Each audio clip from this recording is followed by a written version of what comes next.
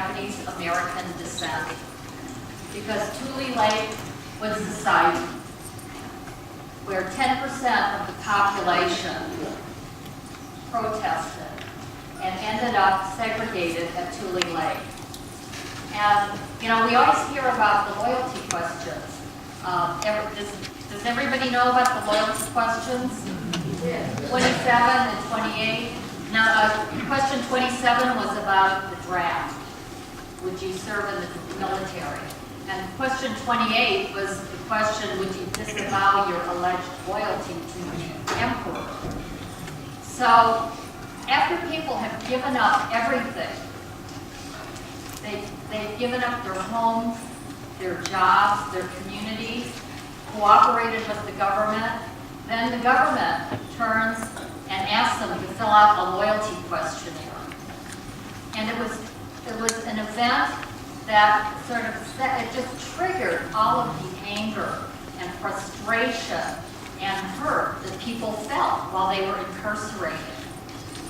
And not surprisingly, 10% of the population either refused to answer the questionnaire or they gave answers that they knew the government didn't want to hear, which was, yes, I'll cooperate, but if you free my family, that was considered disloyalty, if you can believe that.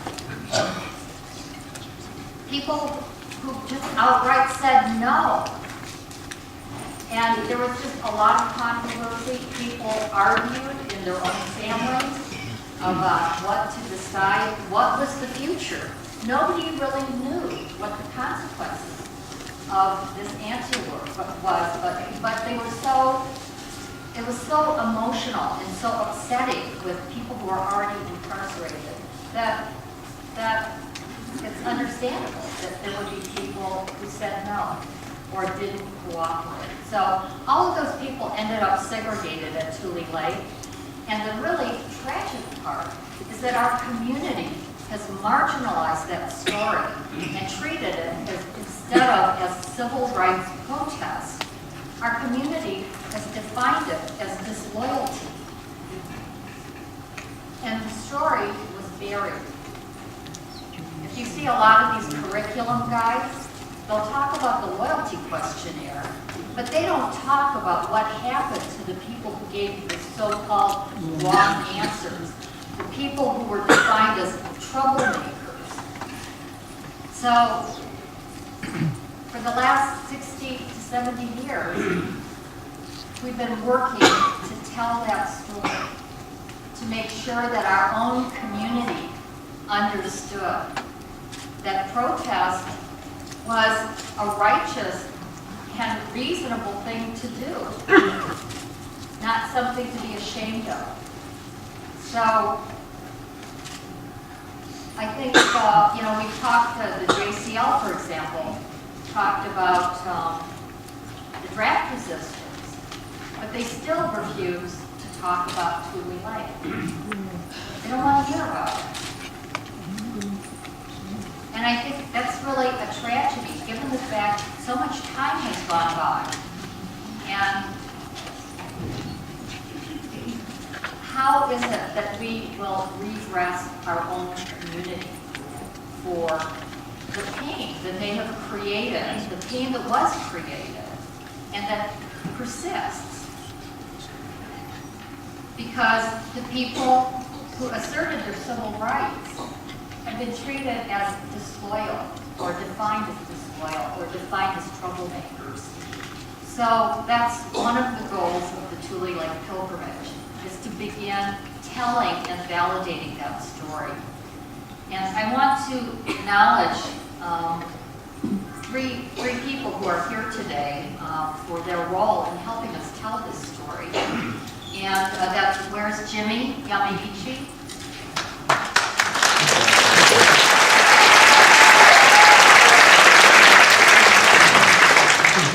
Jimmy was a draft resistor in Tule Lake, and after the trial, the judge found that he did nothing wrong and released him back to incarceration.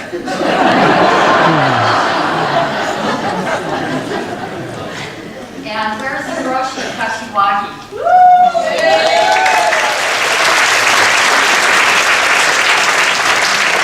Hiroshi was a no-no, and Hiroshi has been, I'd say, extraordinarily courageous. And from the early 70s, even in the 60s, to talk about his story, to talk about his experience in Tule Lake as a no-no and as a renunciate. And were it not for Hiroshi, the story of the renunciants, the 5,500 people in Tule Lake who the government manipulated into giving up their citizenship so they could easily deport them as aliens. I mean, this is one of the shocking stories of Tule Lake that very few people know about. Where's Jim Tanimoto? Yeah.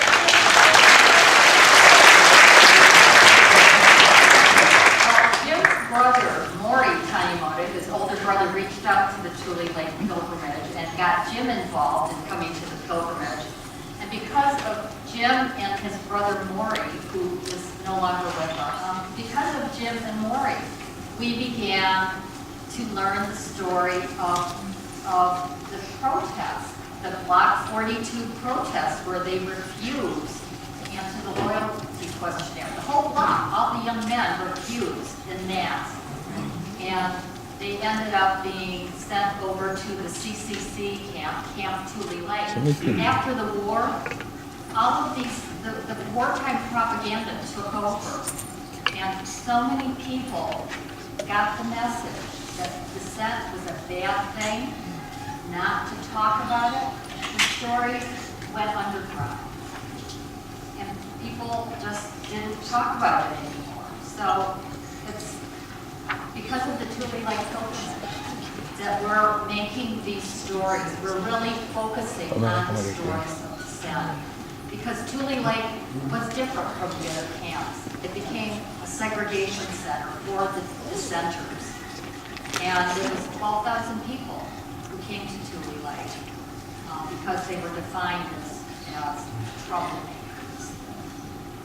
So I hope everybody in this room feels that being a troublemaker is a good thing.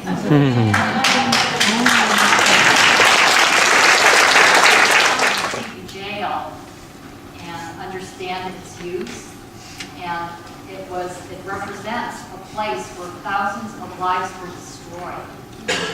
And our pilgrimage is really to honor and mourn the memories of our ancestors and our family members. So it's very troubling when we see today that there are politicians demonizing people from different cultures and religions and fostering fear and hate. And we're reminded of the consequences. I mean, that's what our community suffered. We were victims of those sort of superintendent of the Tule Lake unit is over here, Larry Whalen. It's important that we are now part of the National Park Service, and we know that this story of Tule Lake and segregation will be told in perpetuity.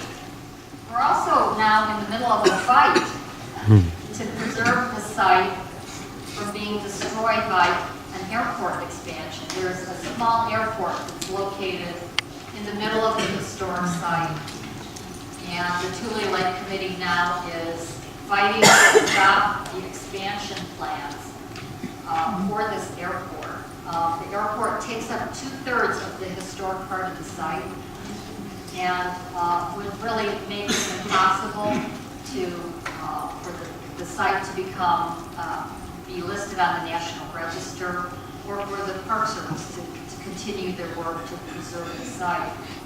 So it's a fight we just have to do, because to not fight meant that we would just give up the site to the airport expansion. So we're in talks with the FAA and the county and various other entities and local organizations to to see what our alternatives are. But at this point, I want to do a shout out to a special person, because without her help, we would have an 8-foot-high, 3-mile-long fence keeping us out of the Tule Lake site. The county was getting ready to expand the airport until she stepped forward to help the Tule Lake Committee and did an environmental, well, she critiqued an environmental study for us. And this environmental study that was done by the county said that the site is not historically valuable. And her work criticizing all of the county's reports led to state officials reevaluating it. I see Janet Eisnes, please stand up.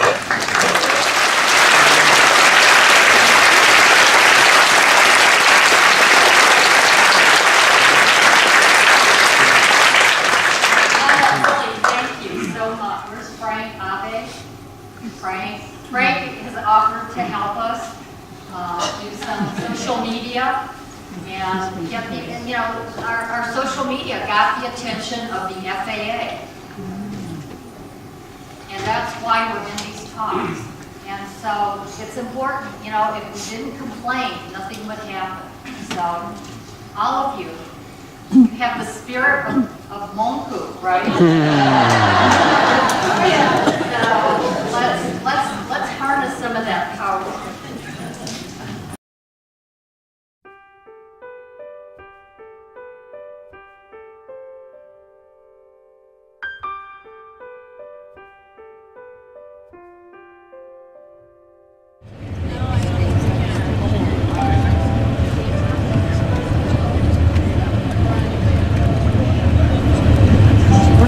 We're going to be going to the back side, and that's where we start the hike. And a very generous farmer has let us actually drive over his land so that we can get onto the peninsula. He's a mint farmer. He's organic mint farming. So we are in the lake bed, the original old lake bed right now. And that's why a lot of people actually collected shells, right? Because it was a lake bed.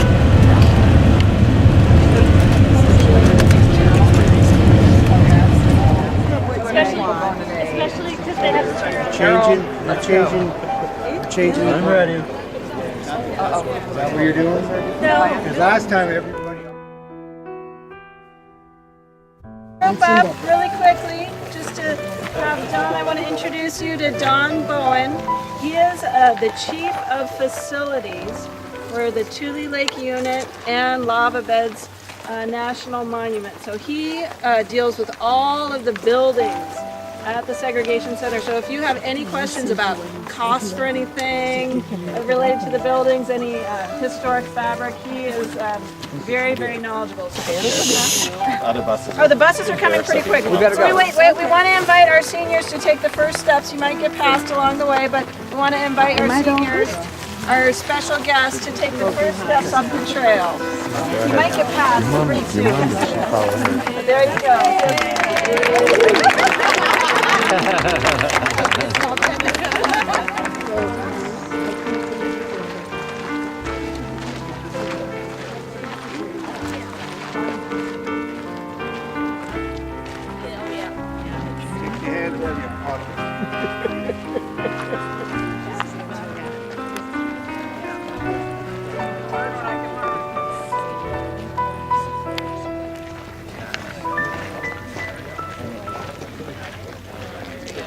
Mount Shasta. はい。そう、日本でテレビで99年の愛という。はい。There you go. There's George Takei, man. He's marching up. Oh, very good.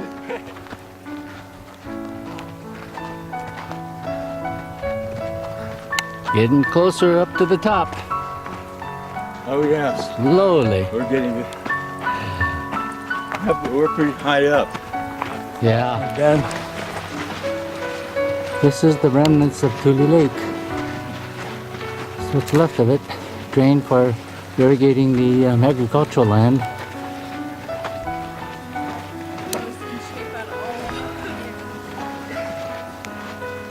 And there is Castle Rock.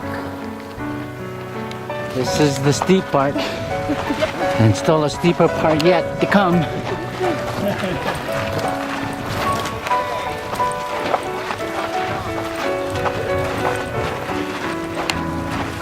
Okay, we're almost there. This is kind of a resting area, as you can see. Cyclic weeds. This past summer, so clearing out all the invasives. What about you? I am a lesbian. And then this is the very steep part. Loose gravel and unsure footing. You know about like all the draining and everything. I'm more focused on history.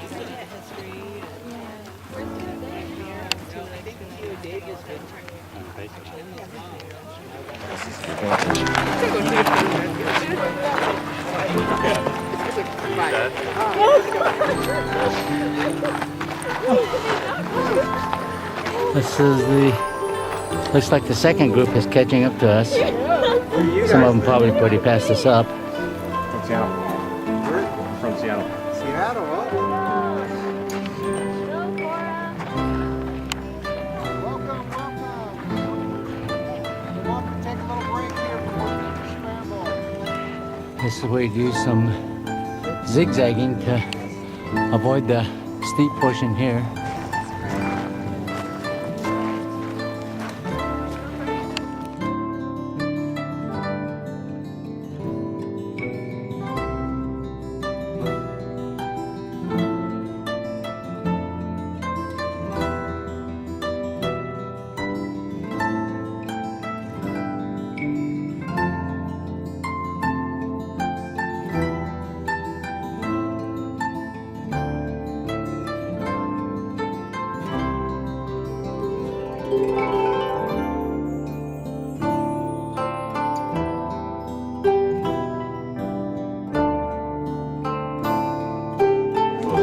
and donated it to the people in Manson. Every month, until 1 month on their way to Manson, they were shot at by the rednecks. Their windows were shot at. And everybody said, well, that's it, they're not going to come back anymore. But the next month, on the appointed date, they came again. So they were, we buy all our books at Romans because that's, you know, expressing our gratitude. So when you come down to LA, make a pilgrimage to Romans books. You know, and when my autobiography came out, I said, we have to have a book signing there. And I told the story to the employees there, and they said, "Oh, is that so?" Oh, they didn't know. Wow. Yeah. So I educated the staff there. We owe real gratitude to the Roman family. It's still in the family. And this is the airstrip that bisects the site.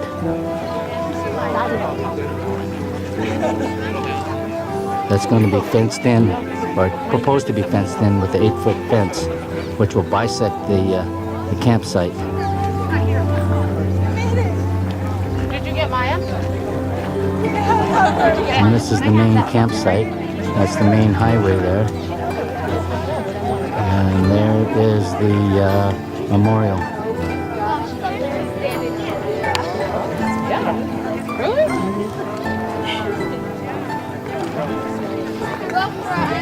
This is the jail that incarcerees were placed in and tortured.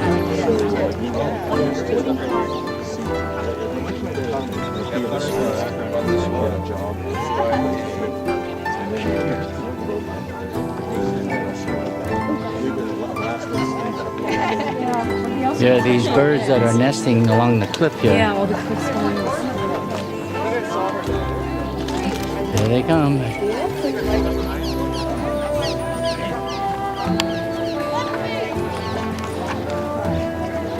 It seems like they come in waves. Yeah, they do, huh? Well, they're probably a little bit freaked out by all of us here right now. Yeah.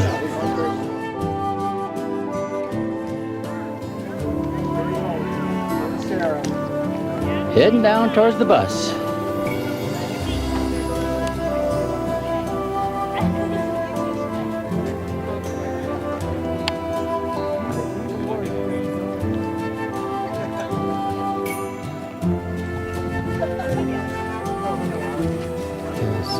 Abalone Mountain. Okay, we're at Castle Rock and we're at where the buses are. People are slowly working their way down. Macy, what took you so long? And it's also called Horse Mountain locally. Abalone Mountain was the nickname the Japanese Americans gave to that mountain. Yes. Awabi. Awabi on the peninsula. And the reason is because Tule Lake was actually a lake, right? Before the turn of the century, about 1910 or so, Tule Lake was drained for agriculture. And so, does anybody know what county we're in here? Modoc. Modoc County, okay. Klamath County, right? So Modoc, the Modoc people were the native people, the tribal people who were living in this area before it was reclamation.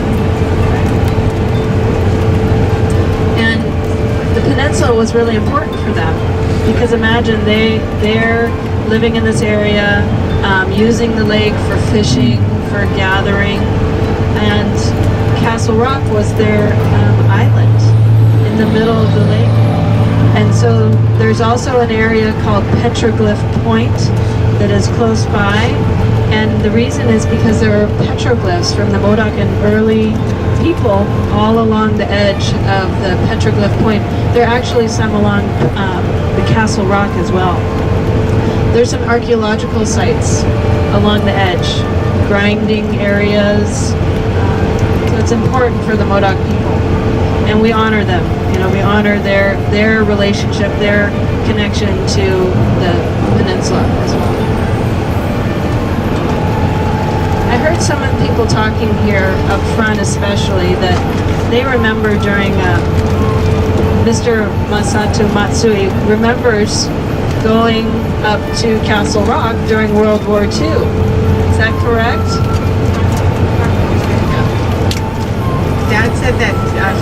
Dad said that he and his friends were given permission to go to Castle Rock, and they would go part way up, not all the way up, and slide down in the snow.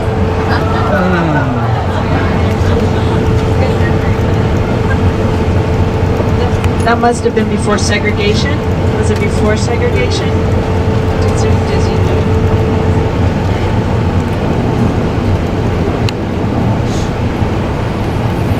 Before.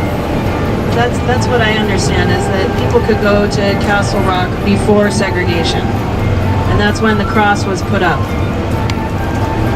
Does anybody else remember Castle Rock from World War II? Remember?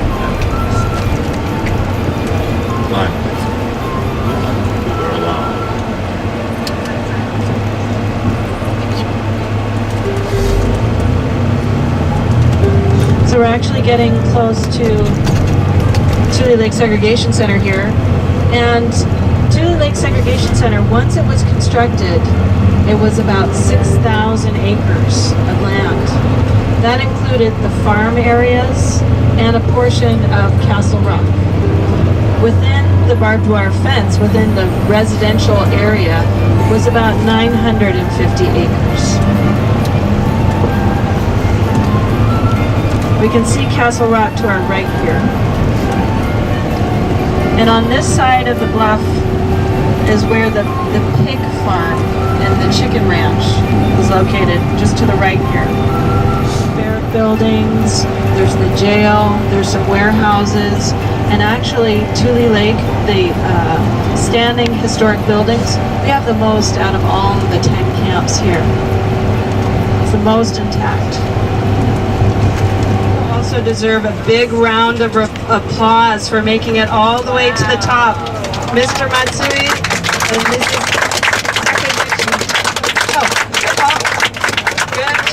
Good job. Castle Rock. Oh, here we go. I'm Miyoko Takushi, and I was 17 years old at the time that they allowed us to come up from camp to this Castle Rock. And that was my first date with this nice boy that took my hand and guided me up there. There was a ropeway, and we just clutched that thing and up from this side. That's it. And, I don't know what happened to that boy.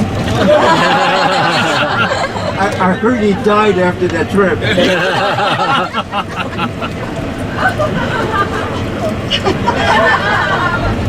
Well, if anyone should know Art Tomita, I'd like to get in touch with him. Thank you. Wow. Manzanar, and we have a close connection with Tule Lake because 2,200 people from Manzanar were no-nos and went to Tule Lake. Our kind of poster child, I think, for the injustices of this was Joseph Kurohara.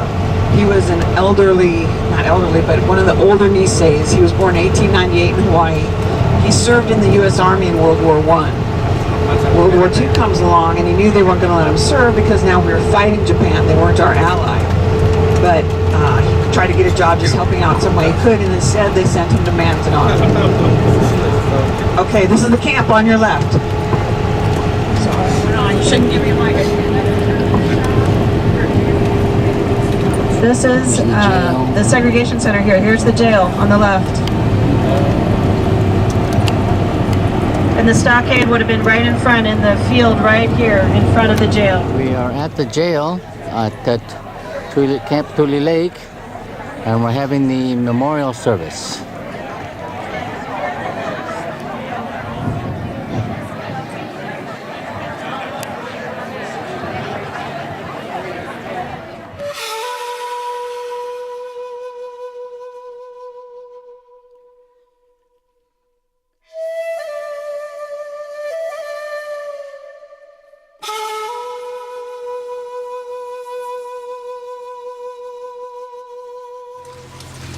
We have a few honorary guests here today, and there is a while we'll announce a few, but the special one I want to announce this morning, I'd like to invite Consul General Jun Yamada from San Francisco, Japanese Consul General, that he would like to say a few words to you. Thank you.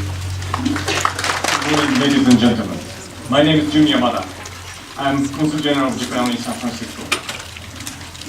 I'm very humbled to join you today for the 21st Tule Lake Pilgrimage. First of all, I'd like to express my sincere appreciation to the Tule Lake Committee for allowing me to be part of this important event. This is the very first time for me to have such an opportunity to address you, standing in the middle of a site which in itself embodies some incomparably important historical message for the present day and future generations. Everybody would agree, whether in the US or Japan, that the memory of such bitter pages in the history of this greatest democracy in the world shall never be forgotten. However, one cannot afford to be complacent about the durability of collective memory going into the future. For all the tremendous sufferings and important lessons in the past, we nowadays witness the vestige or even resurgence of the same bigotry, prejudice, and racism in many parts of the world, including, if I may, here in the United States. Against this background, the significance of the message Tule Lake gives to the world has seriously increased. We all have to reflect upon, time and again, the meaning of what happened to all the Japanese American people in those years of the last century. This is the only way by which we will never allow any repetition of it, anytime, anywhere. California continues to be home to the largest Japanese American population, as well as the largest number of Japanese expatriates in the world. I cannot think of any better place for both of them to work together, hand in hand, to share and preserve this common memory that holds universal value for all humankind than here at Tule Lake. On behalf of the government and people of Japan, I would like to thank the generations who endured those experiences here, as well as their families and friends who carry on the legacy and keep this pilgrimage alive. We wish to be close to you and share the responsibility of spreading your message to other parts of the world for the future generations. Thank you very much once again for giving me this opportunity today.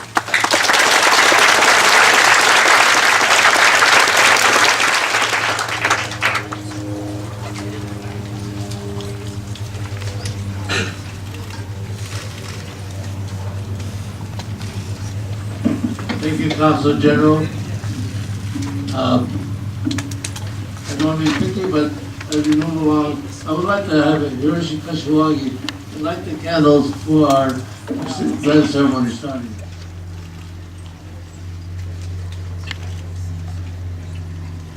While Hiroshi's doing that, the reason why I picked the Hiroshi, we're brothers.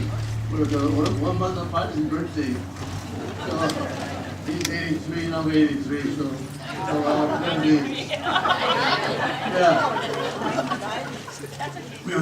We are gathered here today to honor our forebears imprisoned in the civil rights site of protest and sorrow, where our beloved country tragically segregated and punished Americans of Japanese ancestry who courageously said no to America's injustice.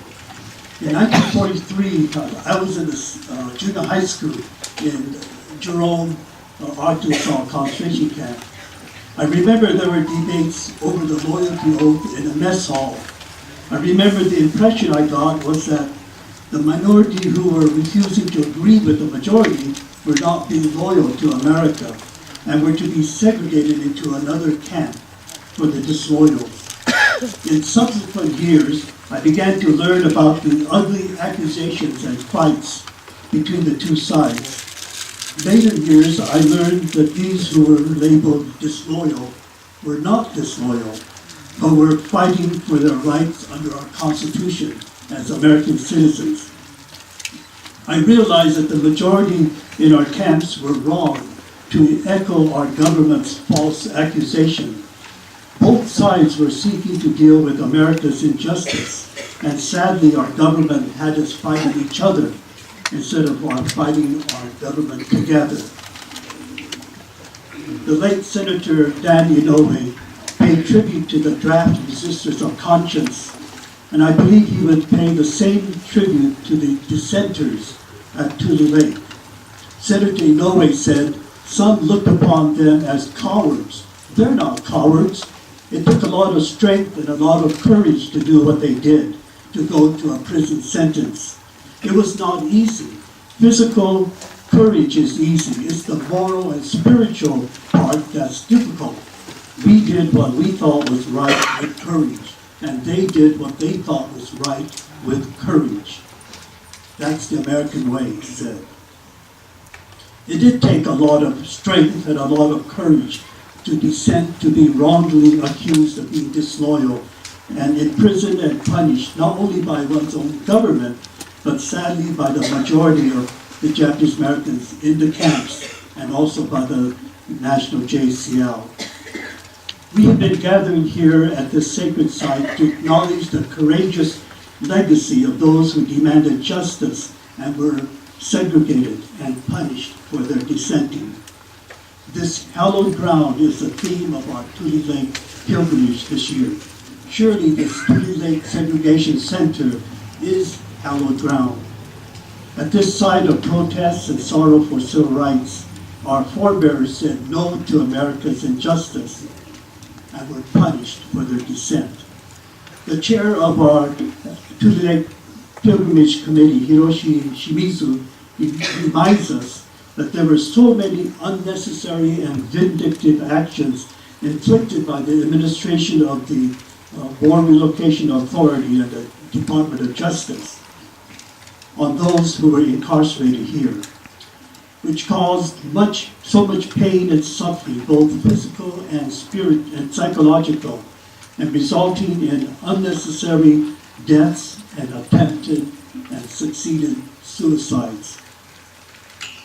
He believes the grounds of Tule Lake should be considered historically sacred, along with the Civil War battlefields like Shiloh and Gettysburg. We support Hiroshi in making this Tule Lake Segregation Center a national historic site. Such a hallowed ground as this must be preserved so that this history of courageous stand in the very dark history of our beloved nation will not be forgotten, lest we be condemned to repeat this injustice. We humans are so prone to forget. Even the most important memories in our lives can be forgotten. Our nation and our world need reminders and events to keep us aware of our history. This is why it is crucial at this site,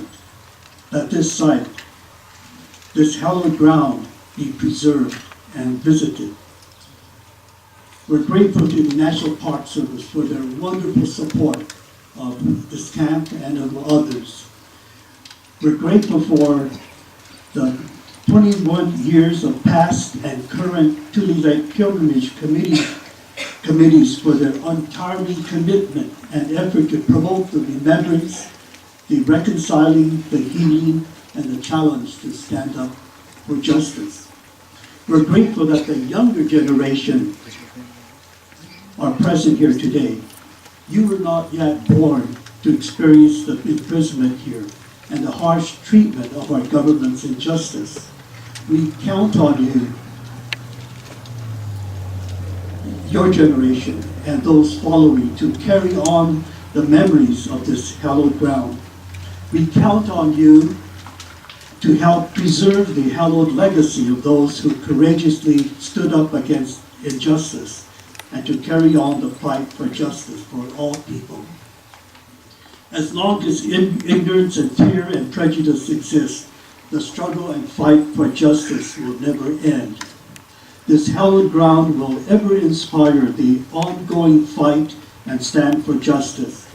God be with our following generations to keep up the good fight. We gather here with deep gratitude in our hearts to honor those who fought for justice here at this Tule Lake Segregation Center.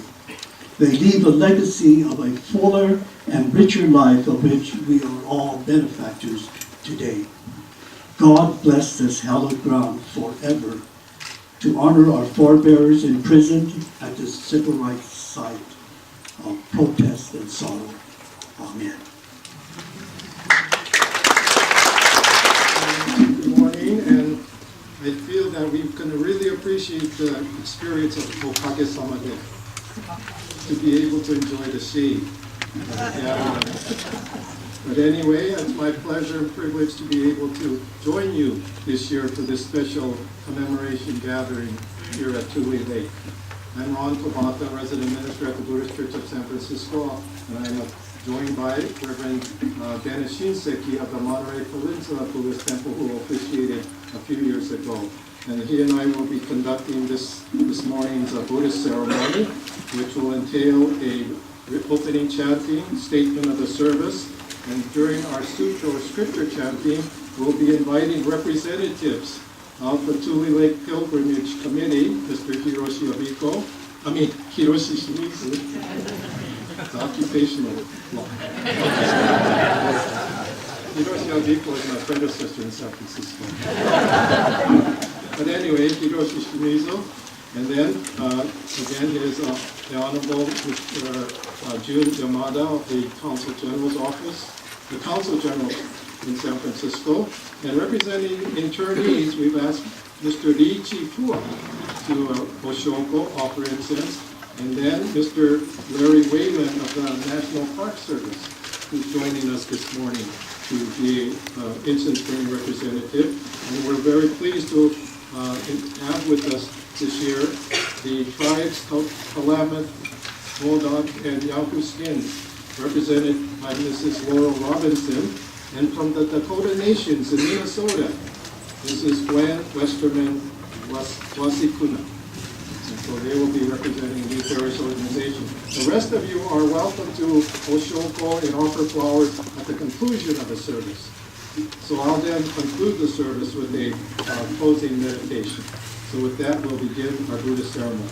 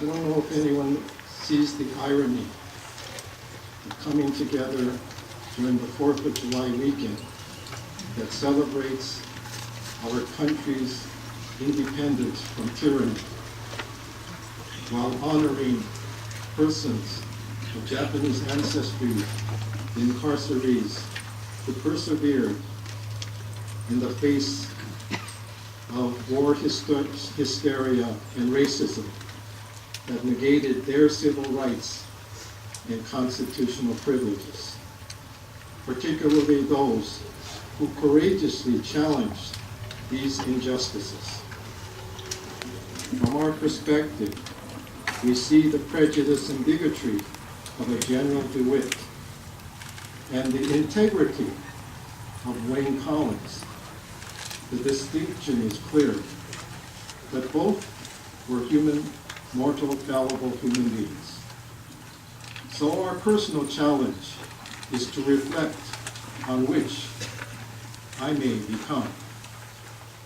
So may this memorial observance serve to bring about a spiritual and emotional reconciliation, transforming the hurt to healing, conflicts to peace, resentment to awareness, where we can all appreciate the spirit of recognizing that it is better to light one little candle than to curse the darkness. Namo Amitabha.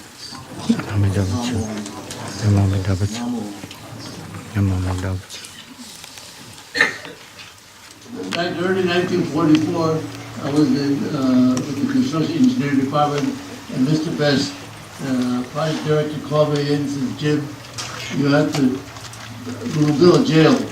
I said, "Mr. Best, we ain't gonna build a jail for our own people." He said, "Well, I'm sorry, if we don't do it, somebody else is gonna do it." I said, "Well, I guess so." Think about it, not thinking deeply. If somebody else will be the outside help, they'll bring people that make 10 times more money than us, and you have to make only $16 a month. They make $200-300 a month outside, and we lose our job to them. So to save the job for 30-40 men, I finally said yes. But then I asked my crew, "Usha, do you want to build a jail?" He said, "Takatane." You know how they say it, right off the bat, but this jail stood up so long, you consider other concrete projects here, all the water they use is canal water, it's contaminated water, and I'm sure we use all pump water out of the well. So that's the reason why this thing is standing 70 years later, it's still standing today. But sure, the edges are a little bit rough for that wall. And then thanks to the California Highway Division, they made the cover for this jail, and they made two buildings back here that's corrugated metal. Multiple buildings is protected by the Highway Patrol people that took care of this place temporarily. Then the National Park Service took over after that.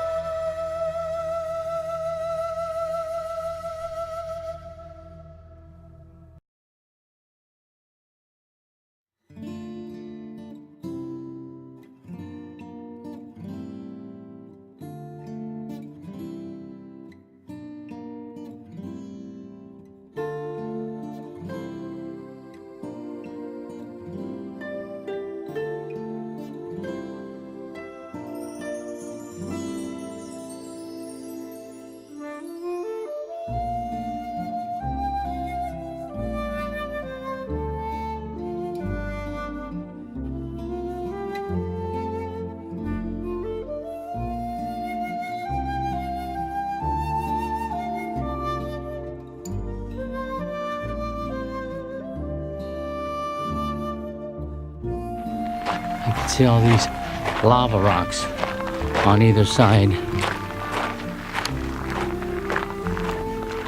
Signs that there was some volcanic activity here. In fact, it seems to be all over the Tule Lake area.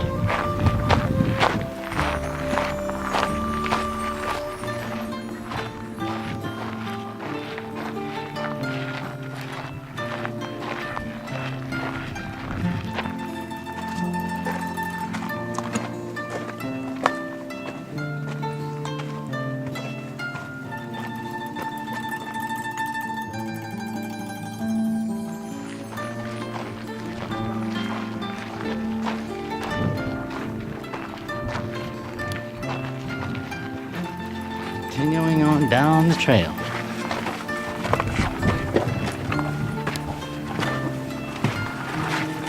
Oh, this is shelter. Look at you. Oh my God. Wow! Looks like a little What's the number? cave. Forced to spend the harshest Cave. months of the winter. Hey, there's still one of them still living here. Yeah, right.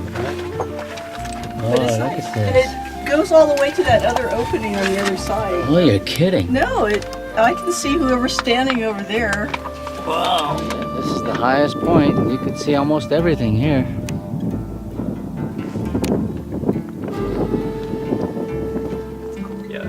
Well, Shasta's out there somewhere, and it's probably responsible after a major eruption scattered all its basalt rocks all the way through this area. My speculation it is anyway.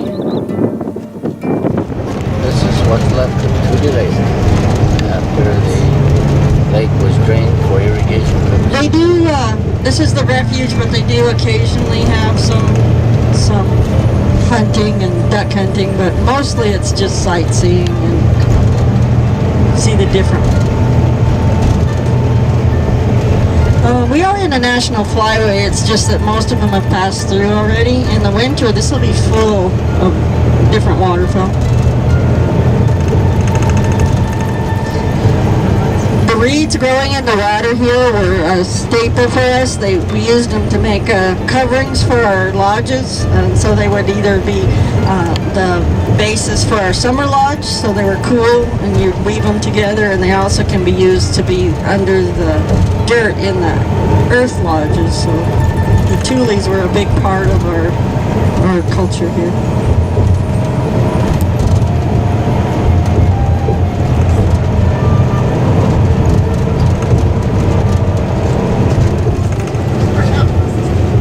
Sometimes when the water dries up, you'll find little teeny tiny arrowheads in the water where they hunted for the waterfowl. The soldiers weren't used to this rough terrain, and there's actually a place further up where the soldiers got out on the rough rocks, and the Modocs told them that they could go home that day. They'd killed enough of them. So they just let them go home because they were in a bad spot.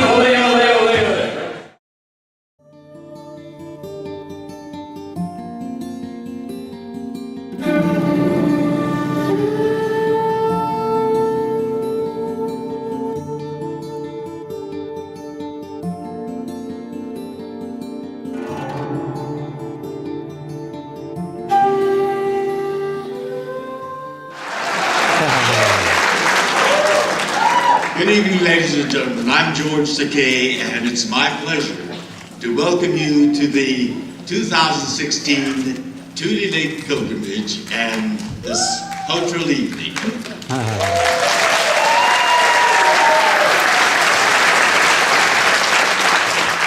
This pilgrimage began yesterday morning with an authentic, genuine high. About 250 of us climbed to the top of Castle Rock, 250 of us. And in that group was a 96-year-old man with his daughter guiding him, climbing out, huffing and puffing with us. And we also had an 89-year-old lady, teeny tiny sweet lady, with her two handsome, tall grandsons guiding her. And we made it to the top. It was a sensational feeling.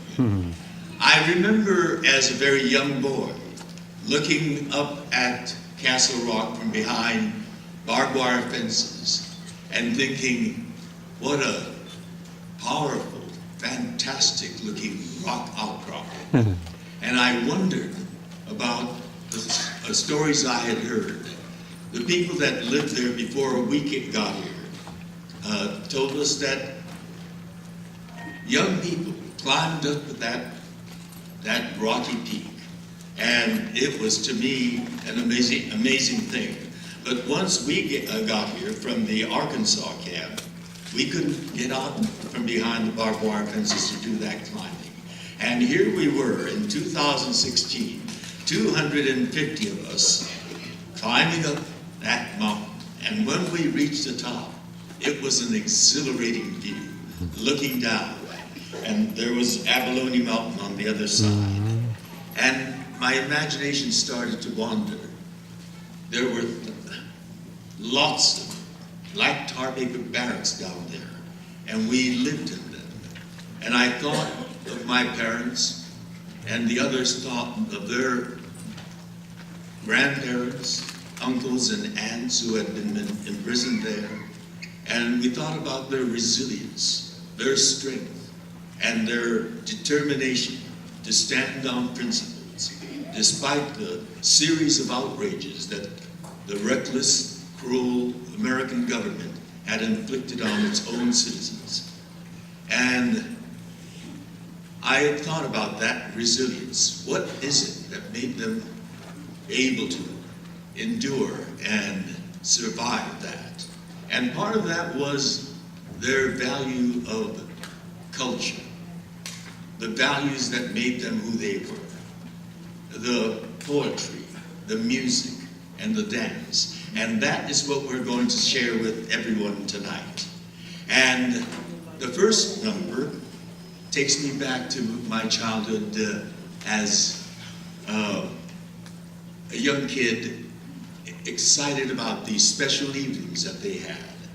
On these special evenings, the camp authorities allowed us to clear away the mess hall tables and the benches in the mess hall. And people got to have their evening of culture. And I remember the Issei's, the immigrant generation. They had their evenings. And to me, it sounded like a series of groans and barks. Naniwabushi, you know.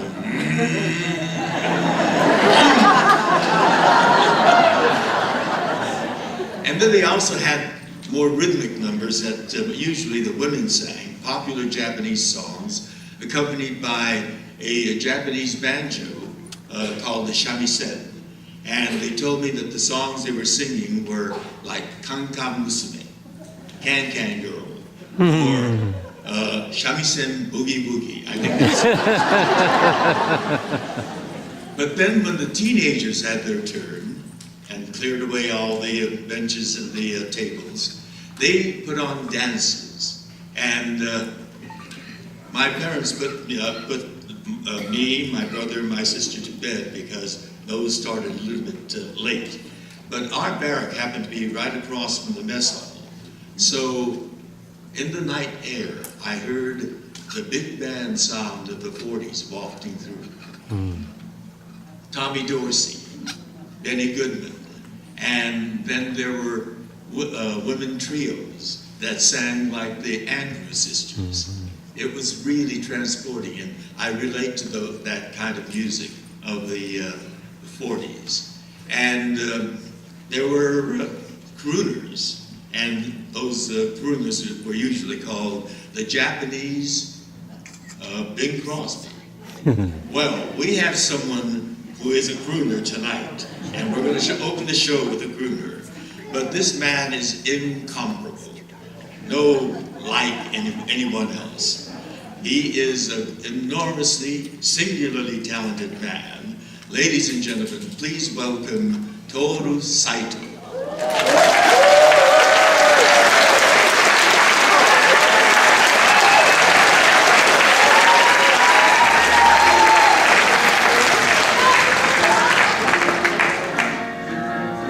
My mic on? Thank you.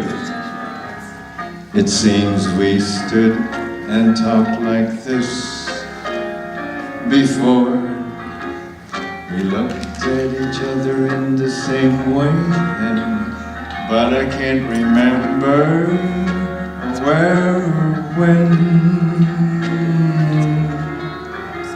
The clothes you were wearing are the clothes you wore.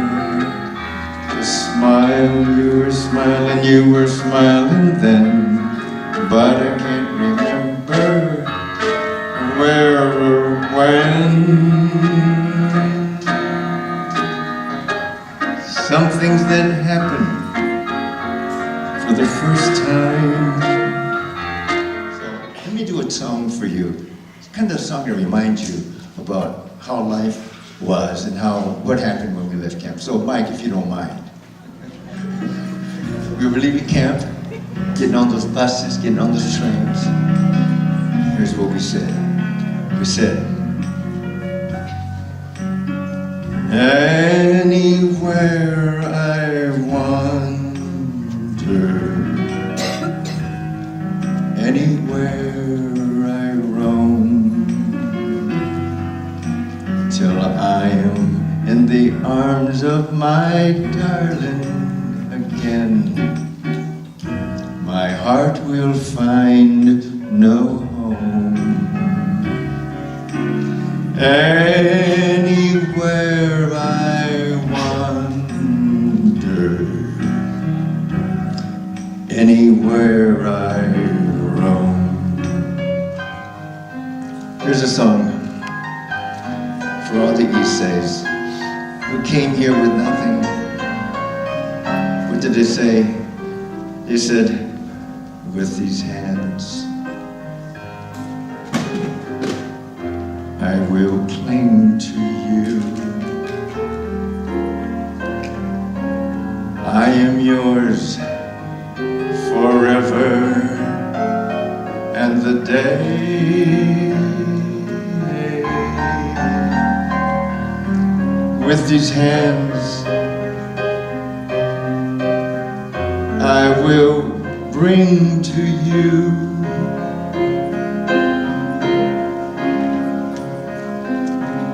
tender love. Last night after dinner, we had an open mic in the lounge area. And there was one family group that wowed everybody there. They were sensational, singing a song titled 1,000 Cranes. And so we've asked them to join us tonight. So ladies and gentlemen, please welcome the Terada family singing 1,000 Cranes.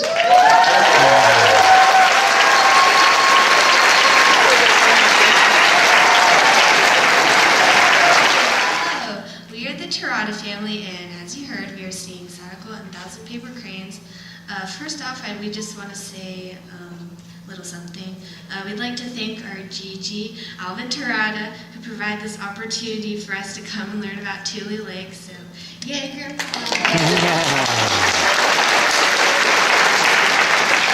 So this song does have a story behind it. It's about a girl named Sadako Sasaki who lived in Hiroshima, Japan.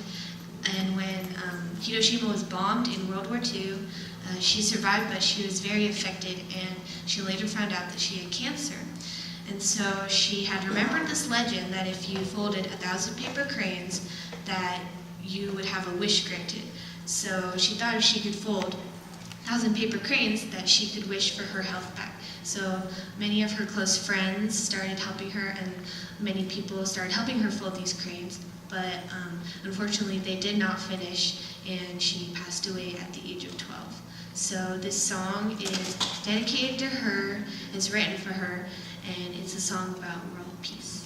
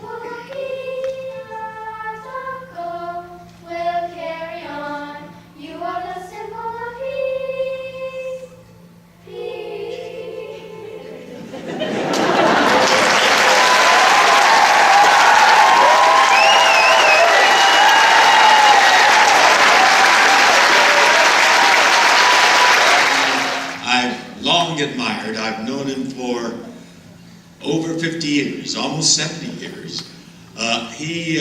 I was a student at UC Berkeley as an architecture student, but I found out that they were casting for a play at the Buddhist temple there in Berkeley, and I'm a ham from way back, so I thought I'd audition, and I did, and I got cast.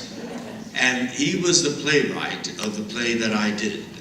His name is Hiroshi Kashiwagi, a poet, a playwright, and a very gifted actor of screen and stage.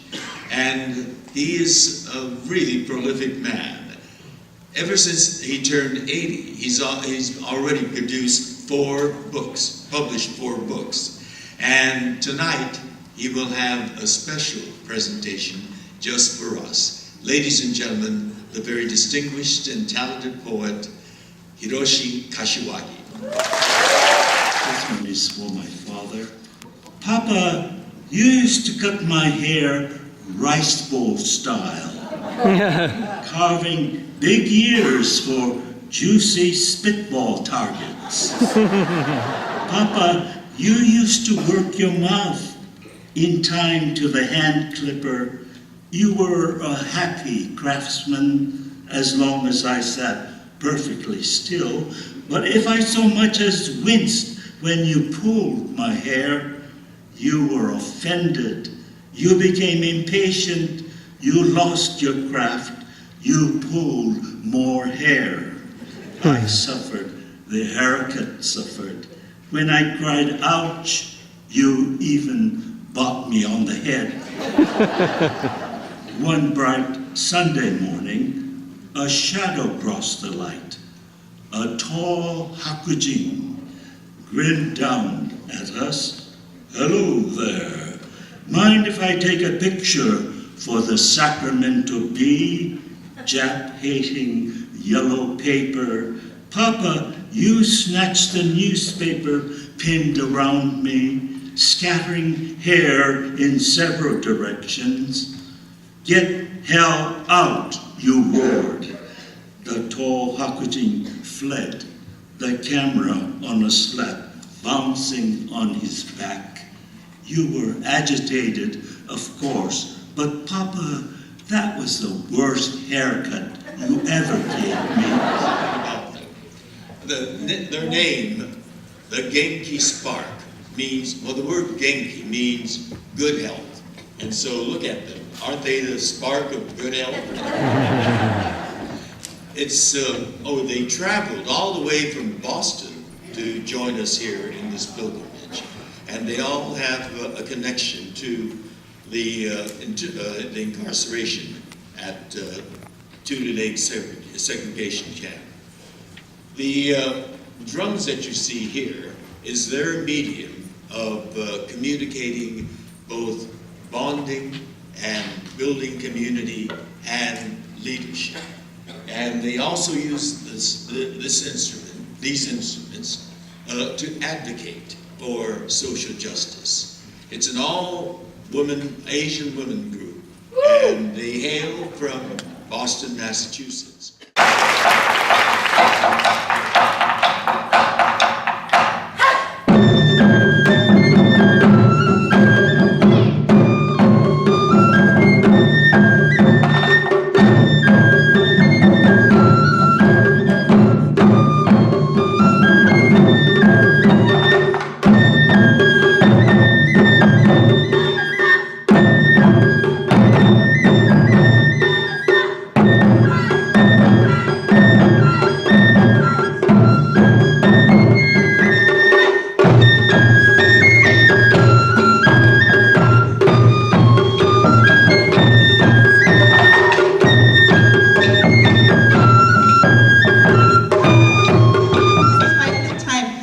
To the Tule Lake Pilgrimage, and it's always a deeply meaningful experience for me. Having 3 Chinese grandparents and 1 Japanese grandparent, I've always struggled with being mixed heritage and feeling I could proudly claim being Japanese. And being part of the pilgrimage and hearing everyone's stories, I realized that if I didn't claim being Japanese, I was actually dishonoring my grandfather and the sacrifices that he had made to keep us safe, keep our family safe during World War II. And so when I play for him, and I play to honor the elders who had faced bigotry and racism during World War II and made tremendous sacrifices. My first Tule Lake pilgrimage, and although I don't have a direct connection with Tule Lake or any of the camps, I came here and I stand here as an ally to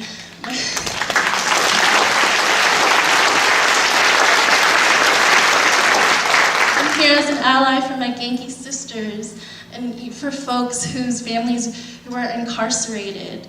And I believe that it's important to be an ally so you can make space for others to share their experiences as camp survivors, as folks who are targeted by war, oppression, and racism.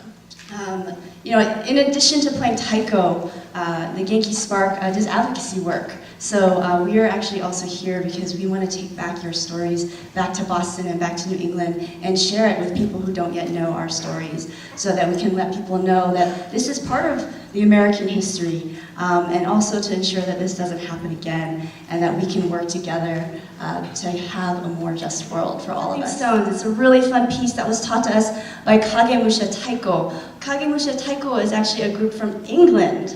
And so we got a chance to meet them at the World Taiko Gathering a couple years ago, and they taught us this song. They really share the same high energy and joy when playing taiko, and so we feel really blessed to be able to to play this song for you. So without further ado.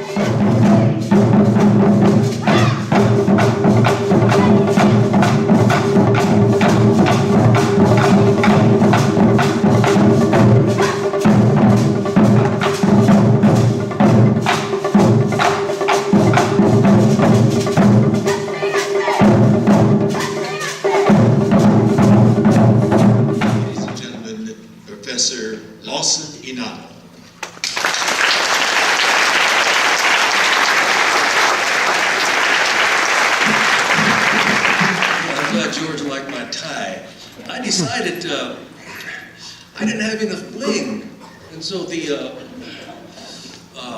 Genki people said, "Then you need some bling," and so they loaned me a necktie. But at the same time, I'm hoping that we could bring you another kind of bling. And so, let's see, poetry people, will you come up here now? Where's my poetry team? You know how they say on TV in some ads, it says, real people, not actors. These are real people. They're not trying to be performers or anything, but they volunteered to present some of their work because I thought that what they wrote would be so good for you to hear. So this whole thing that they're going to do is dedicated to the people on the pilgrimage, because these are your fellow pilgrimage people. And what they did was they wrote about little kind of haiku poems like used to be written in Tule Lake Camp, but they wrote them in English, and these are like little flashes day to day. So they're going to each share a flash from right before the pilgrimage started, Thursday, when they're anticipating going to the pilgrimage. And then Friday is when you take the long bus ride. It's kind of like going to camp, actually. And then we have Saturday, and then Sunday, and then they're looking forward to tomorrow. Planning pilgrimage. Mom and Dad smiling, laughing. Visit to the past. What? Loss. Remember, mourn. Chill now. Thursday, day and night. Am I ready for this? Can I call in sick? Landing in San Francisco, salt ponds, burgundy and orange, California, a place where we begin. Okay. 1 o'clock? Another hour? Ah! 3 o'clock flight. Alan's sleeping. Jasper's texting. Oh, hell, I'll let him out early. Thursday. Hey, water aerobics class tomorrow. I'm going to Tule Lake. Told everyone, going to pilgrimage. What's that? You don't know? Friday. Long, long bus ride here. Eating, sleeping, listening. Sharing community. Time not to stay. Kitty. Time. A place. Friday, Mount Shasta. I know I am near. The incarcerees did not. Friday, as usual, overpacked. 3 kinds of eye cream. The things we carry, the things they did not.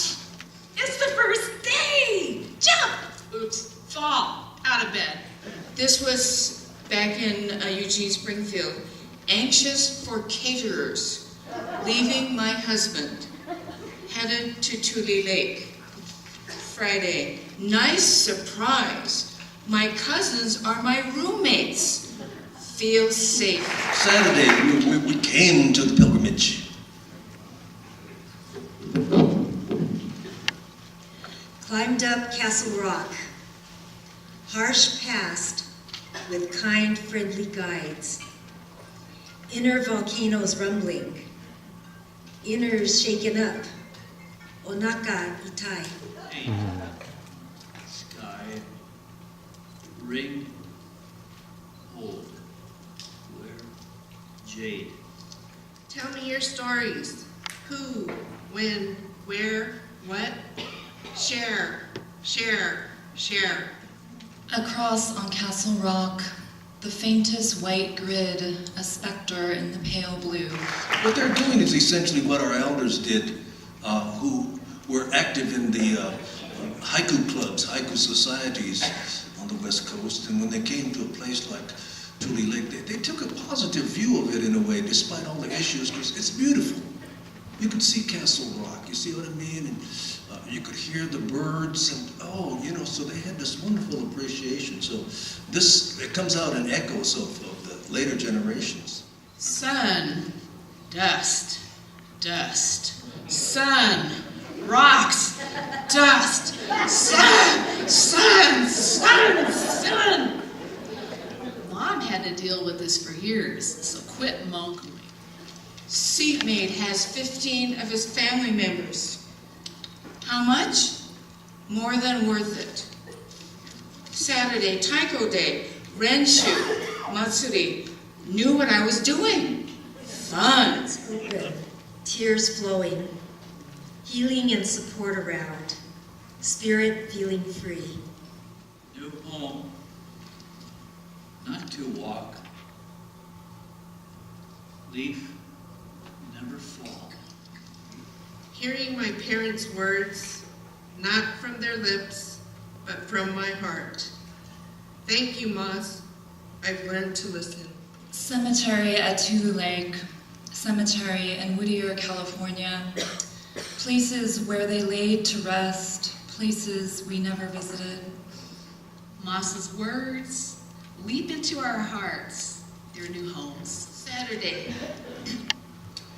cried at group meeting. Cried learning a pilgrim died. Writing. Questions beginning. The journey continues. Gambatte. Onward. On the end. Hi, Lord Buddha. My name is Miyako, but you can call me Oti. Here at Tule Lake, my pilgrimage family reunion. Domo arigatou gozaimasu. Pretty sad to leave. I think this poem says why. Monday, home from pilgrimage, fat roaches in the bathtub, the deli and the bruised tomatoes. Pilgrimage is over. Papers to grade. Monday, full of Japanese-ness, going home to Eugene. Anyway, let's hear it, ladies and gentlemen, for the...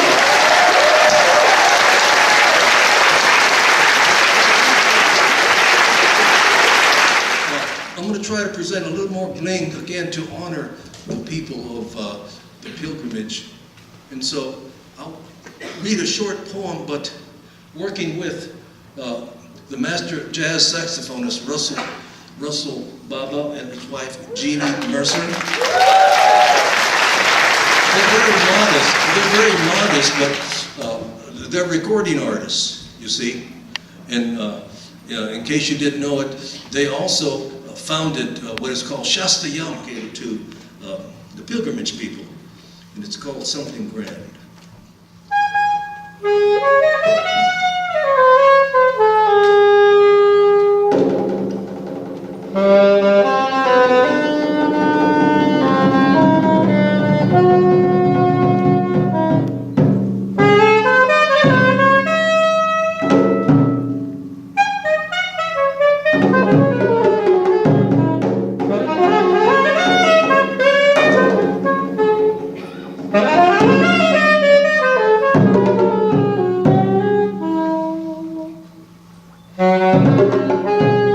From everywhere we gather on this ground. From everywhere we gather on this ground. From everywhere let our spirits sound. From everywhere let our spirits sound.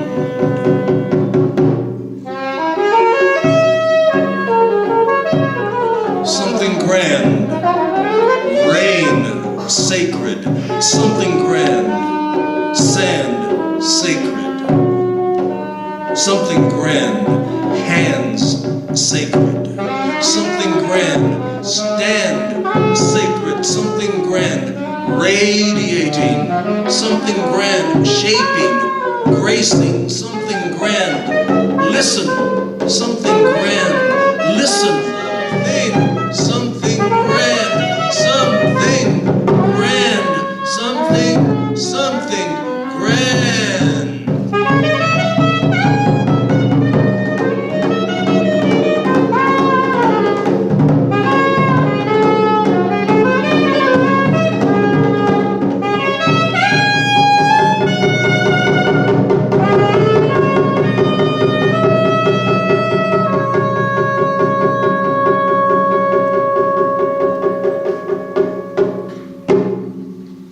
Something Grand. Russell Baba, Junior Mercer. We have, the next group we have is called Tule Lake Taiko. Tule Lake Taiko. These are people who come from all over, from various different places, and they bring with them the sound of the taiko. It's made up of outstanding performers in the world of taiko. It's composed of, from Seattle, Stan Shikuma of Konko Taiko. From Shasta, Russell Baba and Jean Mercer of Shasta. And from Hawaii and Sacramento, Christy Oshiro, an independent master from Hawaii and Sacramento. And from Eugene Taiko, Lois Yoshishige. And they will perform a special piece arranged for us tonight. Ladies and gentlemen, Tule Lake Taiko.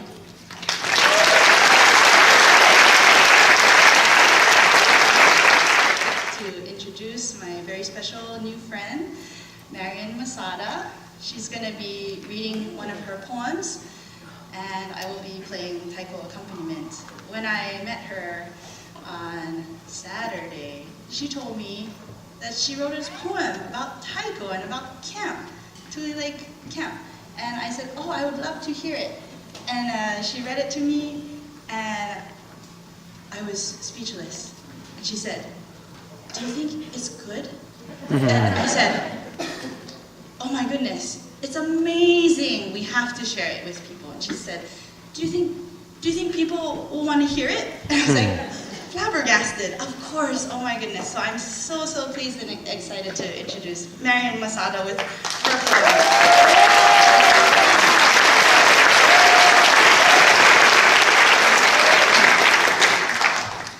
Before I begin, I want to dedicate my piece to the Tule Lake Pilgrimage Committee for the all-consuming job of meeting, organizing, working many hours of volunteer work for the past 21 years. Taiko drums beat at Tule Lake, bodies erect and strong, beating drums at Tule Lake, each beat more powerful than the next. We Japanese Americans are feeling a sense of loss and shame, hearing the powerful beating of the drums urges us on to what you say. Hang in there. Be patient. There are stories to tell. There are stories to hear. On and on the drums beat. We suffered pain and shame in Tule Lake. The drums beat on.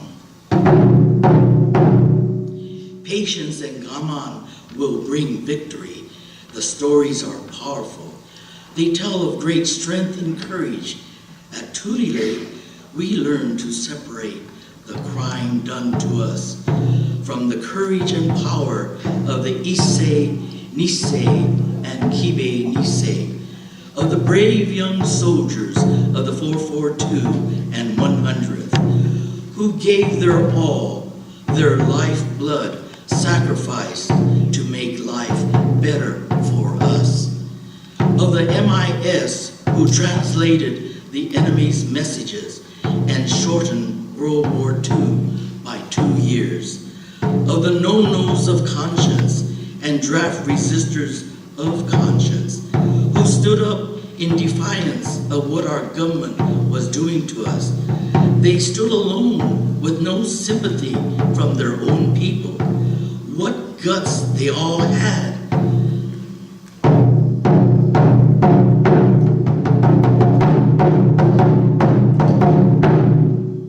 Each one did what they felt was right. That's the American way, said Senator Daniel Inouye. We now resolve to reach out and shake each other's hands with love and understanding. For the sake of the future generations to come, the drums must beat on.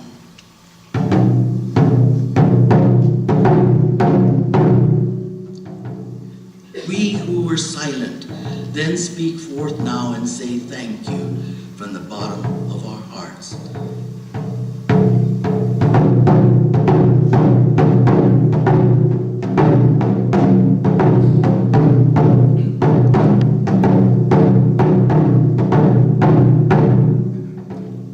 Gaman, shikata ga nai, giri, hon, shinbo shite seiko suru. We could only feel anger, frustration, powerlessness, yet the drums beat on and on. The powerful beating of the drums hits our hearts. Love, power, pride emerge. We feel healing and love spreading like wildfire. What a wonderful feeling. Oh, leaders of Tule Lake, thank you for leading us to healing and power. The message of the drums spoke to me. I am free at last.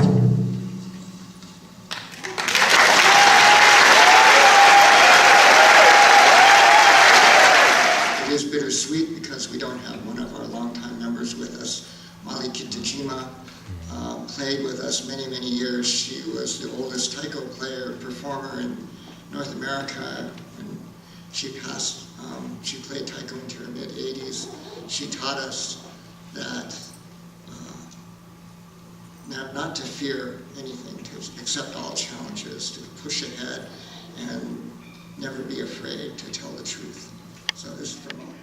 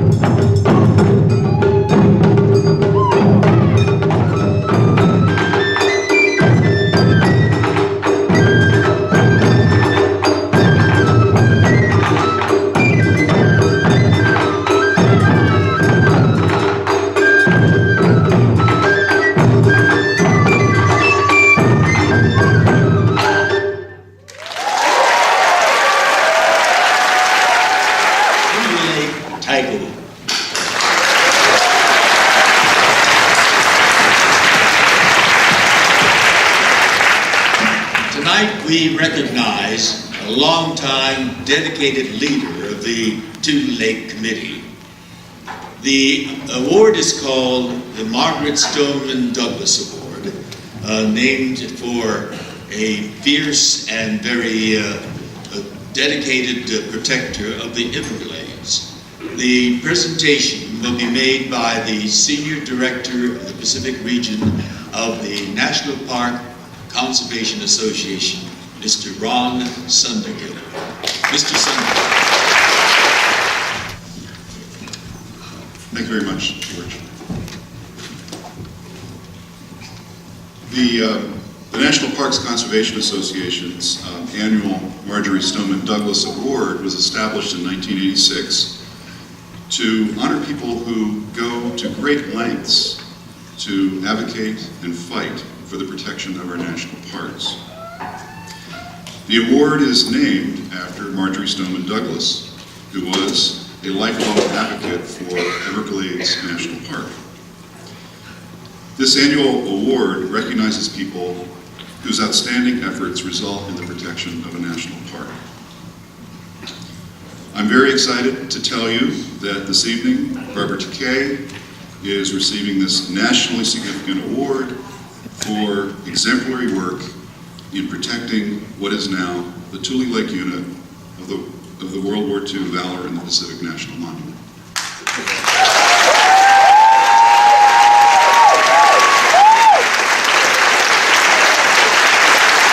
So, as a civil rights activist, Barbara has been a driving force in moving Tule Lake from its former status as a somewhat neglected historic site to national monument status under the National Park Service.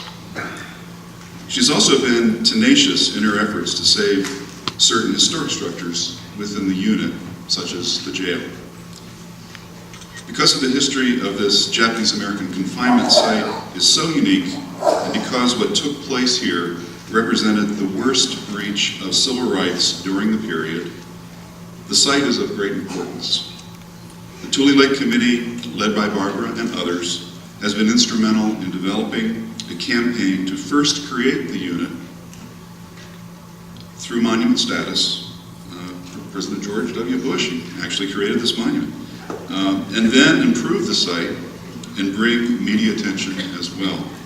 Along with MPCA, Barbara has led a campaign to make sure that enough resources are provided for planning and interpretation at the site so that the monument comes to life in a way that does justice to the importance of this site.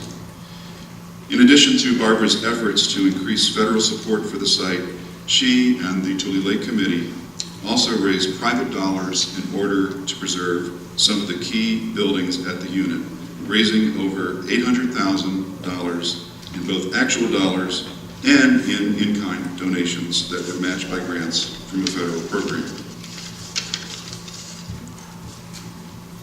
Barbara and her colleagues have, frankly, dealt with resistance to their efforts because some people would prefer that this story be kept buried. But Barbara has proved adept in being able to overcome that resistance, for the most part, and gained significant support from various local elected officials, including members of Congress from the region. As a result of her efforts and that of other leaders of the Tule Lake Committee, this site will forever tell the story of how Japanese Americans' civil rights were trampled. Over the past 2 years, Barbara has led the effort to stop a large and intrusive fence from being erected for an airport on part of the segregation center property that would complicate visitor access to the site and would also prevent people from visually understanding the expansive footprint of the camp. In addition, Barbara and others are leading an effort to find funds for the restoration of the jail that I mentioned earlier, which is an iconic structure, part of the unit.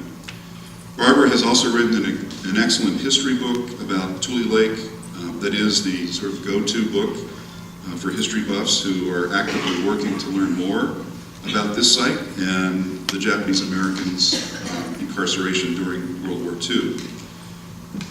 In closing, without Barbara's long-standing and steadfast leadership, the Tule Lake confinement site would probably not be protected a protected unit of the National Park System today.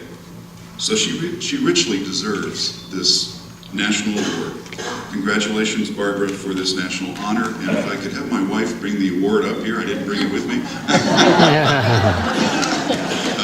Bring it up, Helen. It's got a nice blue box.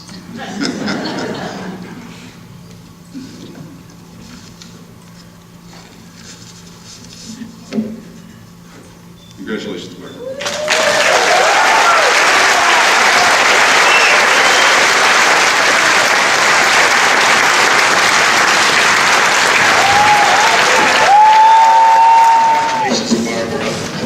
I have two more accolades for Barbara from members of Congress.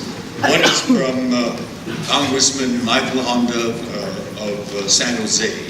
This is that.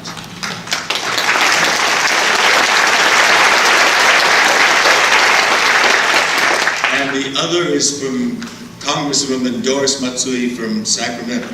Congratulations.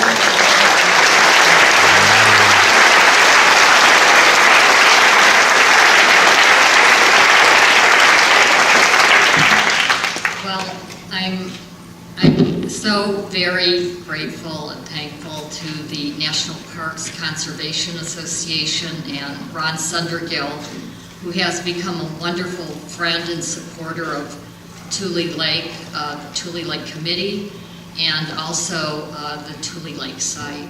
I'm really sort of grateful about receiving an award that tells us, or tells me, that being such a pest is such a bad thing. But I also want to say that I'm personally so thankful, but I'm really profoundly grateful for this award. Not so much for myself, but because it really elevates the recognition by the NPCA. Really tells us that Tule Lake is a significant civil rights site and how important it is to preserve it. We gather at every pilgrimage and we talk about never again. That's one of the things we talk about every February 19th, the day Executive Order 9066 was signed. Never again do we want this to happen to another group of people. And it's happening again. We have political figures who are using fear and xenophobia, or fear to stir up xenophobia, that is creating such hostility toward people of color, people of different faiths, and it's so alarming, and it tells us why preserving Tule Lake is so important, because we need to preserve the memory of this wartime atrocity so that we don't ever again do it. So we thank you for your support, and thank you again, Ron.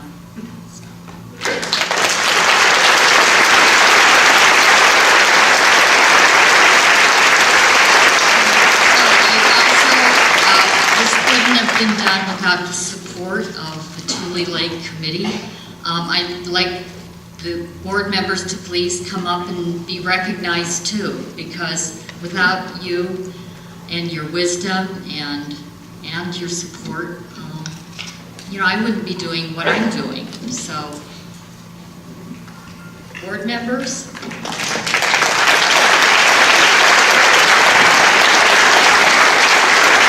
Here. Stan Chikuma, Daniel Miyamu, Hiroshi Shimizu. Where are you,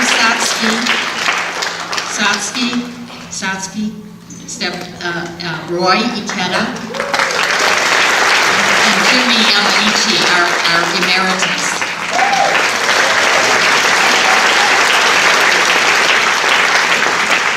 I want to introduce introduce the other members of the committee that put on the pilgrimage today, over the weekend. So step forward, Lois.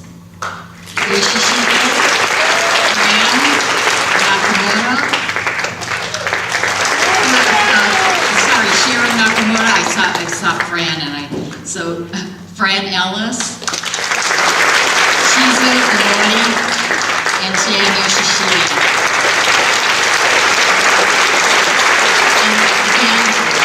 And Hiroshi Shimizu, our president. The way we are going to end this program this evening is in a very festive way. It's with what in Japanese is called ondo, or dance. It's a tribute to our ancestors by dancing under the stars, or in this case, under the lights of the theater. And we invite everyone to join us. To lead us in it, we have Naomi Kitajima. Naomi, will you come up here and lead us in the ondo dance? So this is very significant for us at Tule Lake because many of our ancestors are buried in a mass grave there. This, every year during the summer at every Buddhist church, we celebrate with our ancestors under the stars. And when we dance, the last dance is Bon no Buddha. And this is dedicated to our ancestors. We're asking all the Tule Lake people to come down with their uchiwas and dance. If you don't have an uchiwa, you can use your hands. It's so important to pay tribute to all the people who have come before you.